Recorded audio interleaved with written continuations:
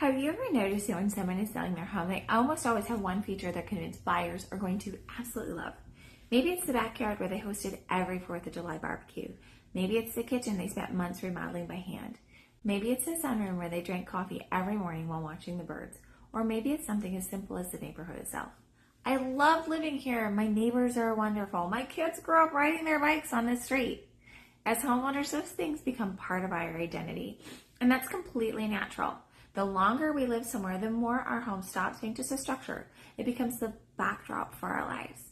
We don't just remember the house, we remember the birthdays, Christmas mornings, graduation parties, quiet evenings on the back porch, the place where we brought our newborn home, the place where we celebrated promotions, the place where we grieved losses.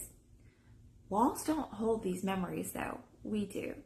But because those experiences are so meaningful to us, it's easy to assume buyers will walk through the front door and immediately appreciate the same things. Here's where psychology gets interesting.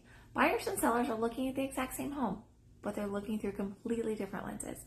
Sellers are looking backwards, buyers are looking forward. As a seller, you might walk into the family room and remember movie nights with your kids. A buyer walks into that same room and thinks, will my sectional fit? Where will the TV go? Is there enough natural light? You see memories, they see possibilities. Neither person is wrong. They're simply solving different problems. This is one of the reasons I sometimes ask sellers to do things that feel a little uncomfortable. I might recommend taking down family photos, packing away collections, painting over a bold wall color you've loved for years, even rearranging furniture. Occasionally I'll hear, but buyers should be able to look past that. Maybe they can, but the goal isn't to challenge buyers to use their imagination. The goal is to make imagining their future as effortless as possible. Think about walking into a hotel room. It feels clean, simple, comfortable. You can immediately picture yourself staying there because it isn't telling someone else's story. That's exactly what we're trying to accomplish when we prepare a home for sale.